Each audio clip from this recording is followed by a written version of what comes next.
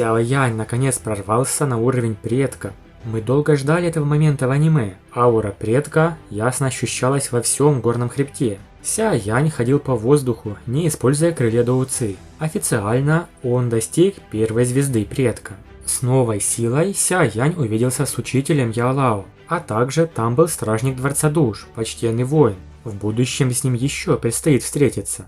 Ну а далее произошло много интересных событий на собрании павильонов. В предыдущих видео мы рассмотрели это подробно и остановились на том, что личность Сяо Яня раскрыл Ван Чэнь. Весь павильон Ветра и Молнии узнал, что этот парень перед ними тот самый Сяо Янь, что сбежал от Фэйтяня, да и еще заполучил технику иллюзорного тела.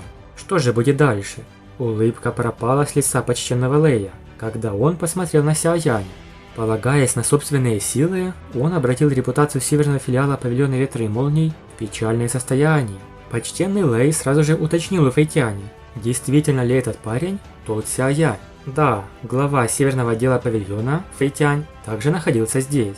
Ранее его уже выругал почтенный Лэй за неспособность разобраться с Сяо Янем. Его неудача, как главы северной части павильона, разнеслась по всей округе, но этому парнишке хватило храбрости прийти прямо на их территорию. Сяо Янь стал очень серьезным. Он не ожидал, что Ван Чэнь узнает его. Теперь Сяо Янь сорвал с себя маску, поскольку в маскировке больше не было нужды. Фэйтянь действовал молниеносно. Он ринулся вперед, а его фигура исчезла. Сяо Янь толкнул Линь Яня назад. В то же время под его ногами засверкал свет молнии. Через секунду за его спиной сразу же возник Фэйтянь. Он нанес удар когтем по его спине, но в момент удара не возникло никакого сопротивления. Ровный всплеск крови. Да, Сяо Янь использовал остаточное изображение.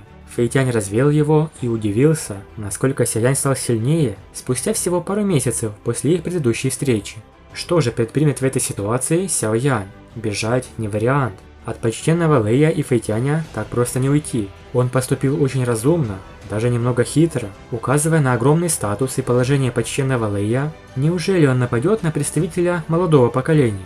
Негоже старшим обижать младших, куда слабее их. Перед всей толпой и рядом находящимися почтенными воинами, почтенный Лэй и Фэйтянь ничего не могли сделать Сяо Яню. Это было бы позорно для павильона Ветра и Молний вот так расправиться над парнем. Фэйтянь колебался, однако все же величественная и ужасающая сила пробуждалась внутри его тела. Облака на небе загрохотали и засверкали серебристые молнии. Линь Янь крикнул Сяо Яню бежать, пусть тот и достиг уровня предка одной звезды, но Фэйтянь на 8-й звезде предка был куда сильней. Сяо Янь сразу же посмотрел на почтенного Фэна и обратился к нему с просьбой, после чего показал черное кольцо учителя Яо Лао.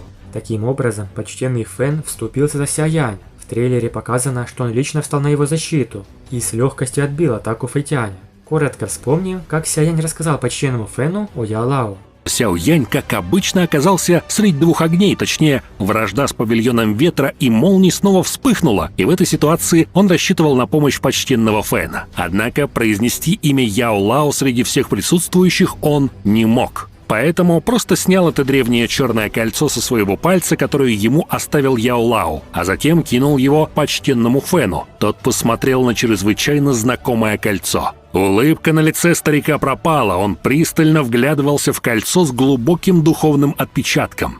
Хотя он не произнес ни единого слова, присутствующие поняли, что прямо сейчас почтенный Фэн испытывает настолько сильные эмоции, которые попросту не способен сдержать. Спустя несколько мгновений почтенный Фэн произнес фразу тоном, не допускающим никакого спора. «Никому не позволено касаться Сяо Яня».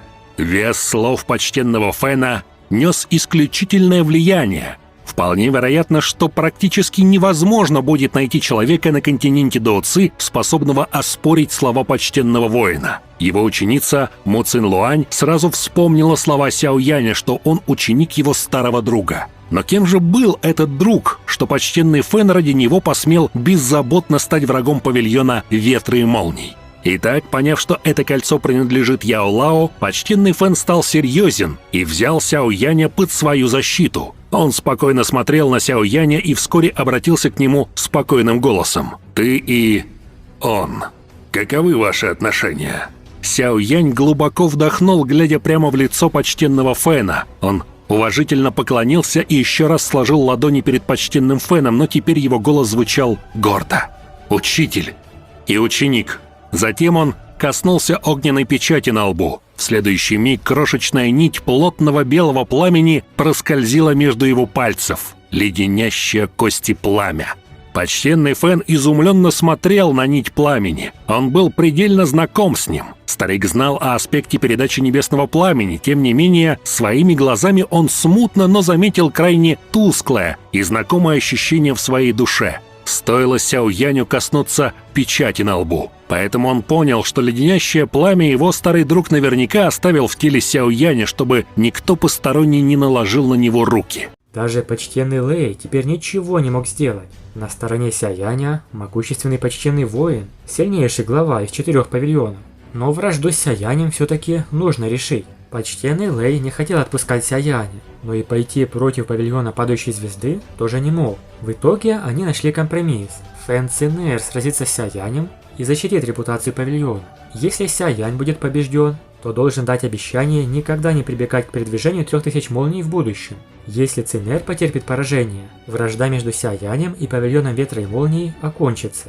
Почтенный Фэн согласился на такой расклад, да и Сяянь, не думая, принял этот вызов. Фэн Цинэр была необычной девушкой. Наверняка даже Му Цинлуань с ней не сравнится. Однако павильон ветра и молний предложил самое крайнее, на что они могли пойти. Скажу сразу, эта битва Сяяня и Фэн Цинэр будет одной из самых крутейших за последнее время. Раскроется тайное происхождение Фэн Цинэр и ее истинная сила. Она на самом деле из племени практически из сильнейших зверей. Сяянь тоже покажет, какова его мощь на уровне предка. Почтенный Фэн высоко оценил талант девушки. И неудивительно, ведь она тоже прорвалась на уровень предка. Да, из всей 4 учеников павильонов, она единственная стала предком. А учитывая силу ее воплощения, ее реальная мощь превосходит обычного начального предка. Сопернику Сяяня что надо.